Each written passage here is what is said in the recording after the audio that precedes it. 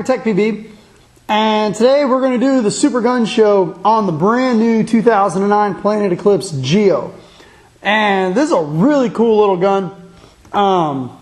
What we'll do is, first thing we'll do is kind of take a look at the gun. Visually, anodizing is great. Very, very small gun. Milling looks great. It's got a great trigger feel, clamping feed neck. And obviously Planet Eclipse never disappoints when it comes to the packaging. You get your manual in here. You also get your the Planet Eclipse gun oil, O-rings. You also get the Allen keys, barrel sock. Planet Eclipse never disappoints when it comes to their packaging. Now, what we'll do is, obviously a lot of people want to know, how much does the gun weigh? Typically spool valve guns are very heavy. Usually, you know, the difference between popping and spool valve, usually the spool valve gun is going to be a little bit heavier. So, let's take a look and let's get it on the trusty TechPB scale, which is just a postage scale. And okay, so we're zeroed out. And now let's go ahead and put the marker on there. Let's see how we do. Okay, what I'll do is I'll zoom in here and hopefully you can see it. 1 pound, 14 ounces. Hopefully you can see that. 1 pound, 14.4 ounces for the brand new 2009 Planet Eclipse Geo. Now I know that we are dealing with the internet, so people are like, there's no battery in there. So hopefully I'll be able to turn this on to where you can see the battery. Yes, there is a battery in here, and the gun does turn on. So this is going to be kind of cool with this. What I'm going to do is I'm going to splice in the interview with Jack Wood at World Cup and let him show you how to take the gun apart. So Mike's going to be a little bit lazy today. Then what I'm going to do is we're going to take it out to the field and do the efficiency test on it and then come back for the conclusion.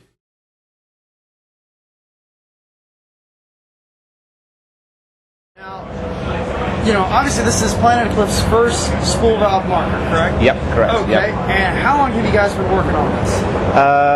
Well, like we mentioned before, we've been working on this for about 4 years.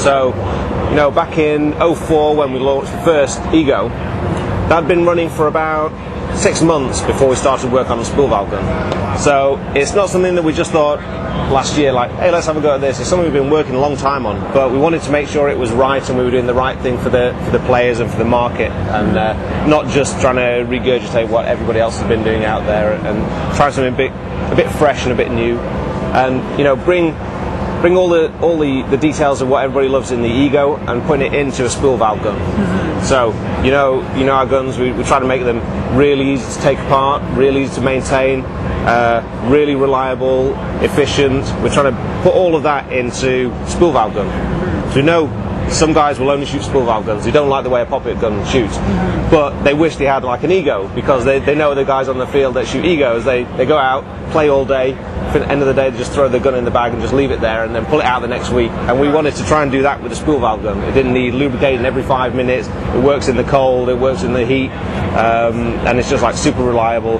and really easy to look after. So that's what we were trying to do with the Geo. Very nice. Now, obviously Planet Eclipse, you guys have done a great job of taking care of your customers, of growing it. I mean, I've been a fan of yours back from the autococker days. I've got some Nexus DC1s and some DC2s at the house. Yeah.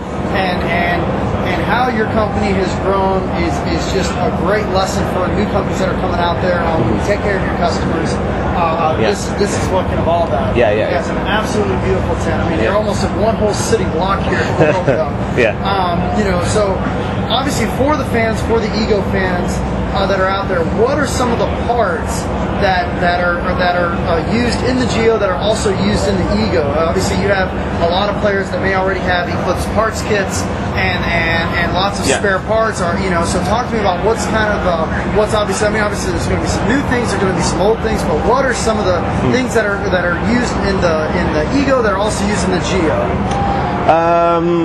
To be honest, not that much. Okay. It being a completely different platform, with a certain key, obviously the internal elements are completely different. Okay. There's nothing that you're going to find on the inside of this gun, nothing nothing to do with the bolt system or the drivetrain that's going to go from this gun into this gun. Right. What we've done with the solenoid valves, we're using the same solenoid valve manufacturer for both guns. Okay. What we've done, the little drive part in there, that's interchangeable between the two guns. So it means that if you have the little drive coil out of the solenoid go down for whatever reason, you dump it into a puddle or something, and it shorts out the circuit inside. You can just swap those out between the two guns. The inline regulators, they're interchangeable between the 09 and the Geo. It's a completely new regulator design from the previous year, so before a lot of the parts would transfer from the 5, 6, 7 and 8. This is a completely new design. We'll maybe talk about that in a bit more detail a bit later. Parts of the feed neck, they're interchangeable. Obviously the barrel, copper threaded barrels, got the new shaft 3 barrels this time. The UPS is obviously interchangeable. We use the T-rail design for the extra robustness in there. Right. On those the dovetails, how fragile it can be sometimes. Sure, 5-pound bottle attached to a little dovetail. Especially like tall guys like me that like to recess it back. We dive into the bunker and off comes our bottle. So, and the detents, are those the same? Detents are the same, we've kept the same detents now for the last few years. I mean, it's one thing that people always say to us, why do you still use the little rubber fingers? And it's one of the things that I've been like a real stickler on. I really believe in the rubber fingers being it's really simple, they're really robust. They're easy to maintain. There's no springs, no magnets, no plungers, no. You could fill the inside of the gun with sand and dirt and paint, and the detents will still work. It's not like they're going to start jamming up and then grating on the bolt and slowing the bolt down and doing things like that. So I'm a big believer in the little rubber fingers. I think they do a good job. So. Very nice. Now this has got to be one of the lightest spool valve guns that are out there. Yeah, what I think exactly it is. is the weight on this? Because that's a big topic for everybody. I mean, we all drink beer, we all eat potato chips nonstop, but we want very lightweight guns. Yeah. So what exactly is the weight on the new? Just as you have it there, right in your hand. So that's all ready to go. It's got the battery in, it's got the barrel on, reg, oops, everything. It's all ready to go. All you need to do is a tank and a loader, and you're ready to go. That's 1.89 pounds. Wow. So it feels. I mean, it's very balanced, very light. It's pretty much the same weight as the Slater from last year. Jeez, yeah. So, and you know how that's like. Yeah. Thanks to Hector again for sending us to Slater, and thank you for getting me in touch with Hector. That's no problem. Big Heck, I love you. Thank you. So very nice. It is like we tried to get it down as light as the. We didn't see much point in bringing out an Ego and then bringing out a spool valve gun that weighed twice as much. It's like, why would anybody want to go and buy that when they can have it? So no, we wanted to try and keep it as light as the rest of the range of the guns that we do. So we did a good job with that. Maybe there's something we can do a bit later on to shave a bit more out of it. Now the trigger on this, I see you're still going with the nice curved trigger. It's very comfortable, very easy to walk. I believe you've been sticking with this trigger now for probably at least a year or two. It's pretty much 2 years. It first came in on the SL74, and then we put it on the 08 standard, and I mean we changed the geometry very slightly, just tweak it every year, just to people say they want it sticking out a bit more at the front or they want a bit bigger hook in the back, so we have changed it very slightly, but the same basic shape. I mean, it's one of those things that where somebody used to comment all the time on the trigger, like, I don't like this about it, it's too wide, it's too thin, it's too fat, it's too square, it's too rounded. Since we went to this design, nobody even mentions it. So if they're not talking about it, then it must be all right. That's my philosophy. But you know what they're like, they'll complain about everything, but if they find something they like, they're very reluctant, because nobody wants to come and tell you, do they? No news is good news. That's how it is in paintball. Very nice. Well, if you have a few moments, would you mind taking the gun apart? Yeah, sure. Great. So if you would, just kind of walk me through what exactly it is you're doing when you're taking the gun apart. Okay, I'm taking the barrel off now. Okay. That's where the balls come out of this end here. I am a paintball player, so you have to go slow. So obviously this is the shaft 3, so it's the third generation of the shaft barrel. We're keeping with the left-hand thread section. So front comes off. The threaded section is actually the same as last year. So if you have any the SL barrel kit backs or 14, 16-inch fronts. It's all interchangeable. So it's not like we've started with a whole new threading mechanism. You can use any of your old bits and mismatch anything you like. You got any old coloured parts you want to stick on this. So that's a still left-handed thread. 693 bore as standard. Very good. We like to overbore as standard. So thank you very much. That's a shout out to Cocker Punk. I told you everybody's overboring. Let's catch you going. Okay, so I'll just go ahead and break this down. Sure. So the grip screws off. Just open that up first of all. Take the reg off.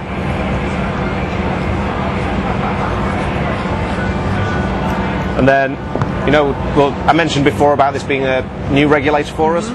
So what's different about this year's reg is we really like this this piston design that we have. It's it's a really robust design. It gives really good performance, but it doesn't really compromise any like stability or we don't really have issues with supercharging or anything like that. It's a really robust design. The one bad thing that we didn't like about it was that it always stored the shot inside the gun. Right. So when you take your tank off, there's still a shot in there. Right.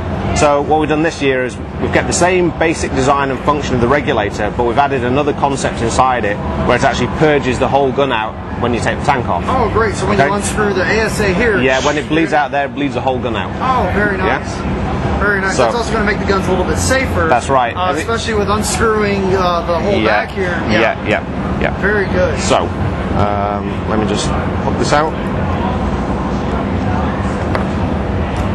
So there's piston, it's coil spring again. We like the simplicity, didn't want to go back to the washer stacks, like we had in the earlier guns. Now obviously you haven't seen any loss of performance going from a shim stack to a spring, have No, you? we see increased performance. Really? Yeah, it's quite critical to tune the actual spring to the pressure range that you're using of the gun. Correct. As soon as you do that, you get a big leap in performance. If you try and use one spring that works over huge pressure range, then if you're trying to work in one small end of the range, then you can see a real drop in performance. So what we have on the Geo, we have a different spring on the Geo than we do in the Ego 9. That's the only different part between the two regulators. Good to know. So really, you shouldn't take a reg off here and put it on this and vice versa. You will have issues. Very so nice. Without changing the spring, you don't want to go and do that. Now, operating pressure, just out of curiosity, operating pressure on the Geo is right around where? We're consistently seeing 130 psi running at 290 feet per second. Very nice. So, and on the Ego, just out of curiosity, where are you seeing the operating pressure? See about 180 to 210. The Ego's is a bit more unpredictable. If you have different size or weight paints, it seems to affect the performance and the pressure operating range of the Ego. Correct. On the Geo, it doesn't seem to be as sensitive to paint and barrel matching and things like that. You still get a really consistent velocity at a given pressure range. Good. So yeah, that's about 130 to 135, shooting 285, 290, and that's about 180 to 210. Very nice. Okay. Very nice. So the self-purging mechanism we're just talking about, that's built into the tip of the piston here. Okay. So you see there's now got a little brass piece on the end, right, with the regulator seal in there. So that seal's now got a little hole down the centre of it, and that feeds into a little spring inside here with a little seal. So what it does is that when you get the pressure, that pressure comes into here, that seals that off. When you remove the inlet pressure, you purge your ASA. Right. You purge the ASA, it vents through the centre of that hole, and the little sprung-loaded plunger gets pushed down by the air that's trapped inside the gun, and allows that then to vent out and vent through the ASA and dumps all the air that's inside the gun. Very good. So it's very simple, but we like to keep it simple and robust, and that just sits in there and does a little safety job for us. Yeah, that's a great job. I mean, obviously, with how easy it is to remove the back of the bolt, remove the bolt out, that's... you don't want any air stored in there when you're trying to do that. You're like, wow, it's a lot harder today than it was yesterday. No, but we even think about that, there's a little vent hole inside there. Wow. So if you do try and... or if you put a CP regulator on there, that will hold air. You get a little warning, it'll give you a... Okay, it's like a rattlesnake hiss. Keep going. Yeah, if you really want to keep going, you keep going. Very nice. Okay, so we've got the regulator off, and now... Okay, so now I'm going to just drop the frame off. Yes, sir. So, another feature that that I built into this gun, something that bugged me for a while. I've seen it a few times, and do you know who the first person I ever saw that did this was Nicky Cuba. Okay. Right, Nicky Cuba was the first person I ever saw. first time we ever gave him one of the 05 Egos when he was playing on Excessive, and he wanted to swap out the parts with one of his other guys on the team. So obviously in the hotel, and had maybe a couple of drinks or whatever, and it had the gun literally one day. We've been giving it in the morning, taking it back to the hotel, taking it apart. So what he does, a couple of drinks, takes out the frame screws, then just goes, right, and just rips the whole thing apart. So he brings it into the booth the next morning and said, "This gun doesn't work." And we took it apart, and the solenoid snaps in half, and all the wires are hanging out from the eye wires, and it just, "What did you do?" And he said, "I just took it apart." I said, "No, you have to unplug the stuff first, No, this thing's connected inside there." So what we did on the Geo, you'll see there's no frame screw at the back here. Right. Yeah. The rear frame screw is actually inside the grip. Okay. Okay. So the only time you ever need to take your frame off, you now have to go inside the grip. And it's pretty damn obvious that there's some wires in there that need unplugging, okay? And that's good too, because a lot of players have a tendency, if this screw is in the wrong place, it rubs against the knuckle on the thumb. Yeah. So, I know some of the manufacturers, they like countersink the screw in there. So I just want to do something a bit different. So just unplug the solenoid wires and the eye wires there. So the front screw comes all the way out. Okay. So we just drop that out. And then it's a bit hard to see with the light in here. The rear screw just needs backing off a quarter of a turn. Okay? Once you've done that, frame slides back about 6-7 millimeters, then just comes away from there like that. God. So you don't need to take that rear frame screw all the way out. Just slacken it off a little bit and it comes off. That's great. Okay, so obviously inside the circuit board, while we've got this open, we've got the opto switch and the micro switch. Right. So, we always try to give the players as much choice as possible. Right. We don't believe that you spend, these guns aren't cheap. We're not ashamed of that. They're not cheap guns, but we believe that you pay that much for a gun, you should be able to have the choice of things. You shouldn't have to go and buy something else to get your gun into a way you like it. So we know some guys like the feel of an opto switch with no mechanical click at all, just a free floating trigger. We know some guys like a micro switch. So we put both of those in there. And you just go through the software settings and you just select micro switch or opto switch, and you're away with that. So that has both of those on the board there. And obviously the trigger, we also have, it's a bit hard to see inside here, but we have a magnet here. You can see that. So that's the magnet for the trigger return, return. And then inside here we have a spring as well. So, so you have magnet and spring. And again, you can tune one in, tune one out. Right. Have them both operating the same with different levels of spring and magnet. And so I don't think very similar to like the 07s and the 080s. Yeah. Oh, and the guys that like just a spring or just a magnet, they can have that. They don't have to buy a different trigger that's got a spring on it or a different trigger that's got just a magnet. They can choose or mix and match and tune that as much as they like. You can spend hours playing around with that. Oh yeah, they will too. Yeah. So that's that. We talked about the Utes before. That's just a new design for this year. All the internals the same. They just pull out, nothing screws together. Right. Just really simple to look after. So that's pretty much that. We'll stick that to one side. Go to the body.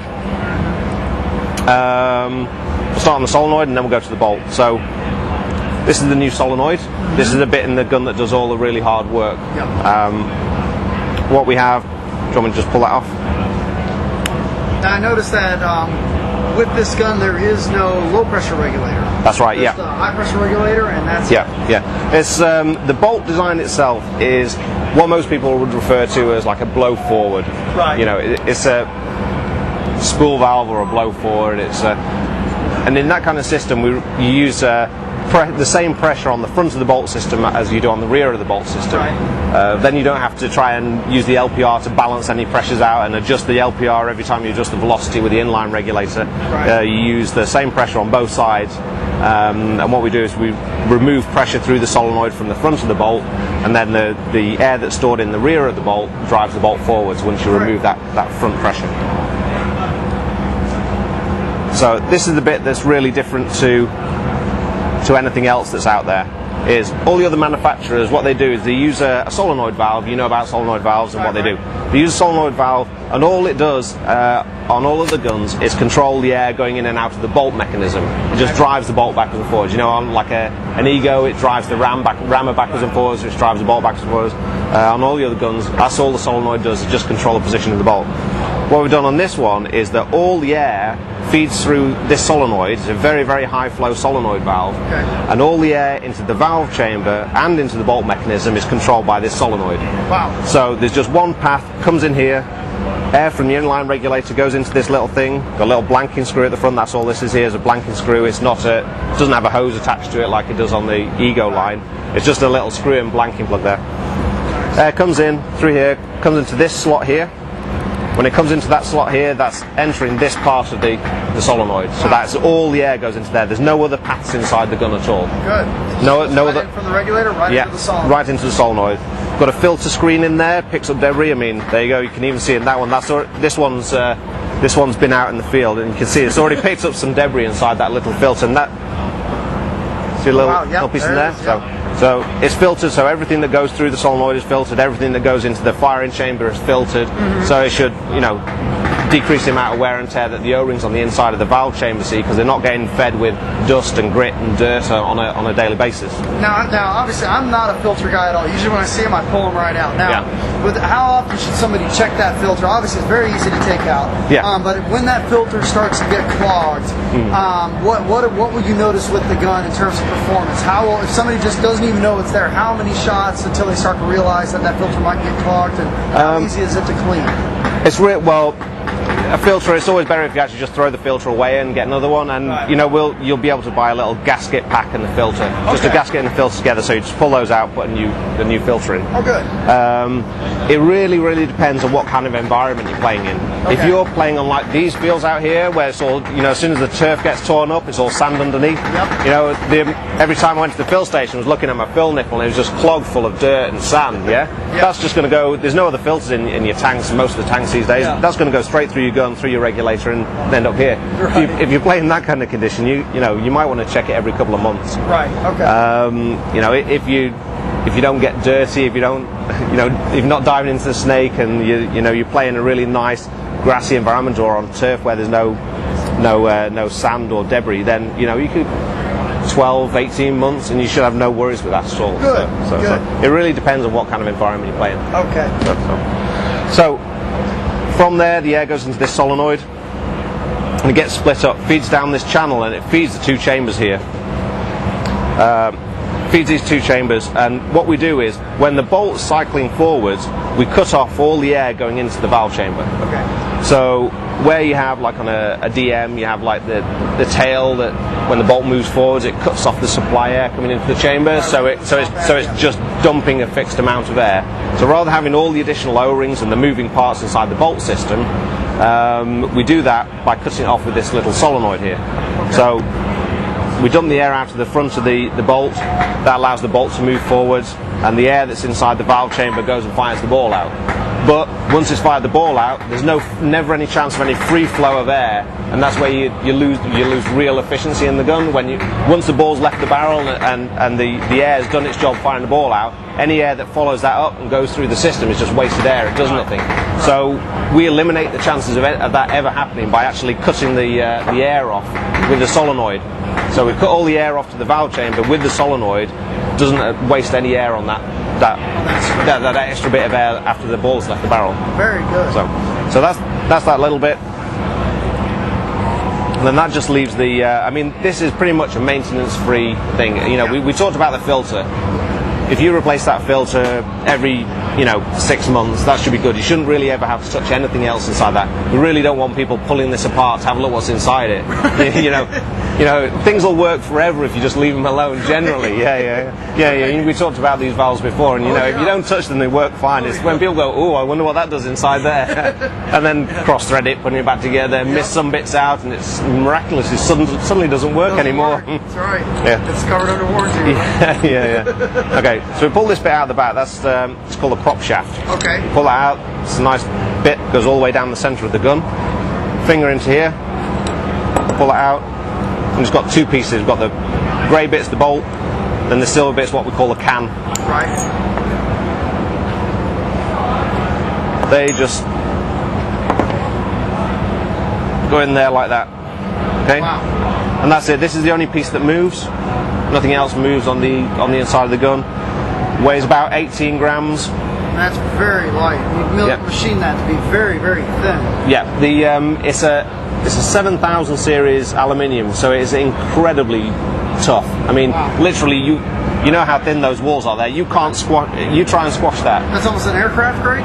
Yeah. I mean, it's impossible to even make it go oval. It's very tough. Yeah. And then on top of that, it's an industrial hard anodized as well. Oh, good. So you know that can tarnish on it. That's going to change the O-rings. Yeah, exactly. It should never get torn up. So that's that one piece that just slides inside outside there. I mean, this gun is lubed, ready to go. And for a spool valve gun, you see how much lube's on that? There's nothing on there. Yeah, there's nothing on there. There's nothing on there. It just looks like a little bit of oil. Yeah. It's the grease we use, but we literally just wet the surfaces, and that's all it needs. Wow. It doesn't need tons of grease in there. That sits inside there, and that sits inside there. Now I want to talk really quick, if I can stop you. Yeah. I noticed when I reached down into the gun and felt this, that I don't want to say it feels like a pillow bolt, but when the ball drops down in the fire chamber, and I don't know if you folks can see that on the camera, but there's if you can see that, there's no room for the bolt or for the ball to roll back into the bolt, which is common on many guns.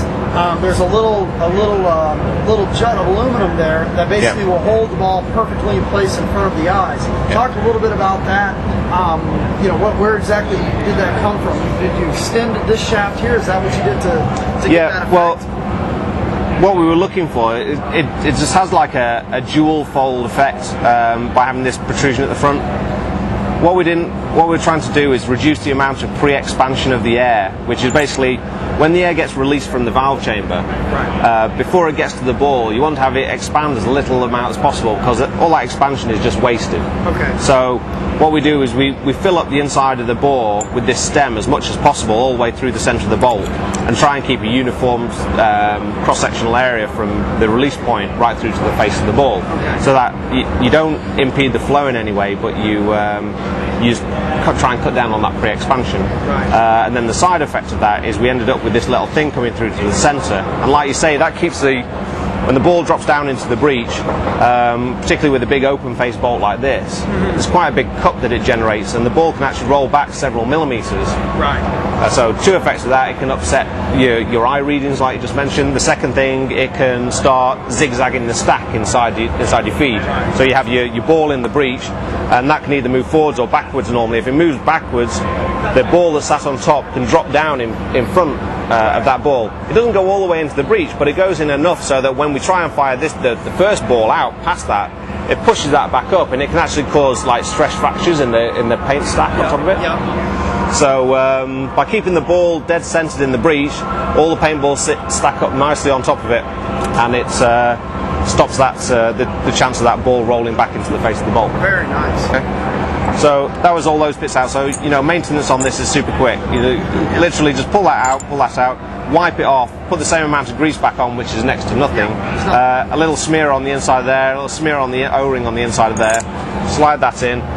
Before we put it back in, that's basically everything that's on the gun. There's no other parts in the gun. All we've got is the two eye covers with, just the same detents we talked about before. The same eyes. The eye loom is interchangeable with the old guns. That's the thing I missed before. But there's nothing else. There's one little blanking plug there, which we talked about. That just blanks off that cross-drilled hole. It's got a little O-ring on it. And then there's nothing else in the gun. There's no other Loctited grub screws. There's no other components. It's pretty much as simple as you can get it. Wow. Very, very nice. Very nice. So, we try and avoid overcomplicating things, Big believer in trying to keep it as simple as possible, because that's where you get your reliability from it. And, not everybody has the same amount of technical knowledge that guys like me and you have. You give them something with 500 O-rings on it, and they just go, what do I do now? So.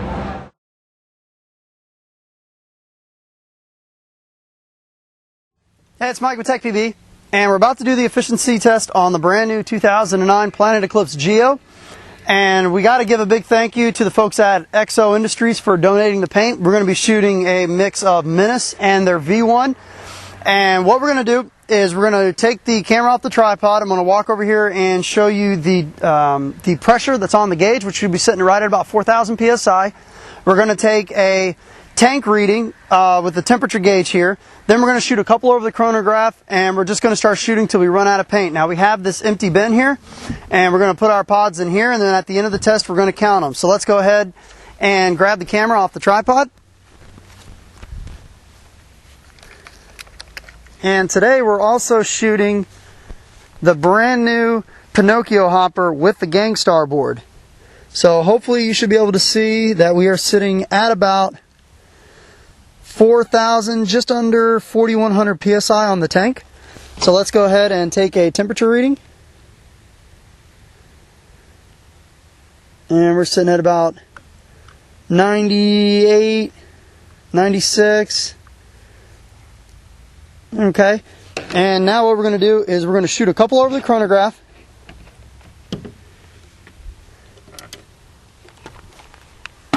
Let's load up our first pod.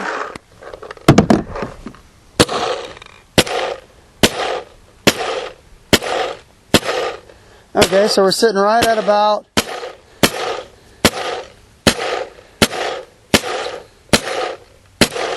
So we're sitting right around between 280 to 290. Once again, this is a brand new gun. So let's go ahead and set the tripod back up.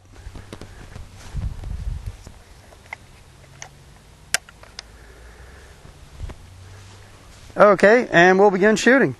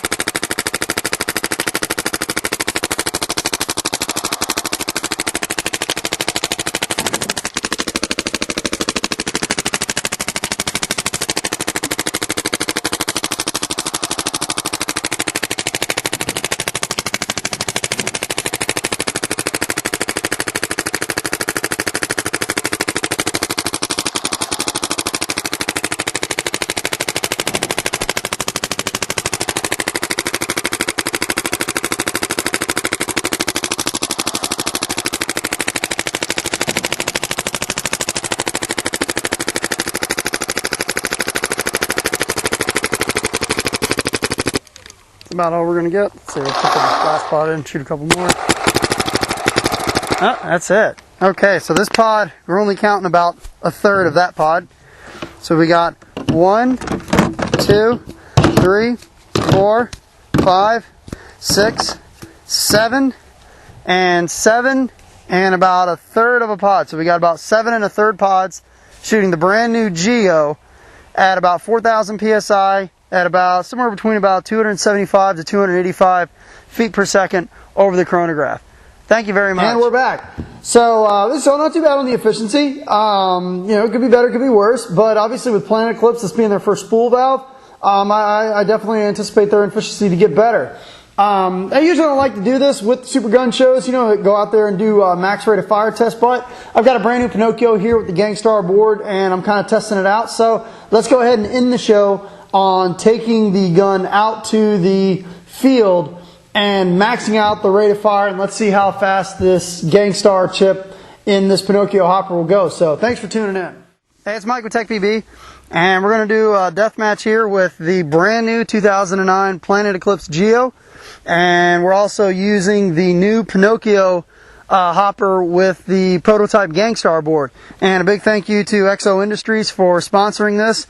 Usually I don't like doing these tests, but when you get free paint from Exo Industries, I say let's do it. So what we got here is got 400 rounds in the Pinocchio hopper with the nose cone, and we got it on uncapped ramping. So we're just going to go ahead and shoot it and show you what these two pieces of paintball equipment are capable of. Good.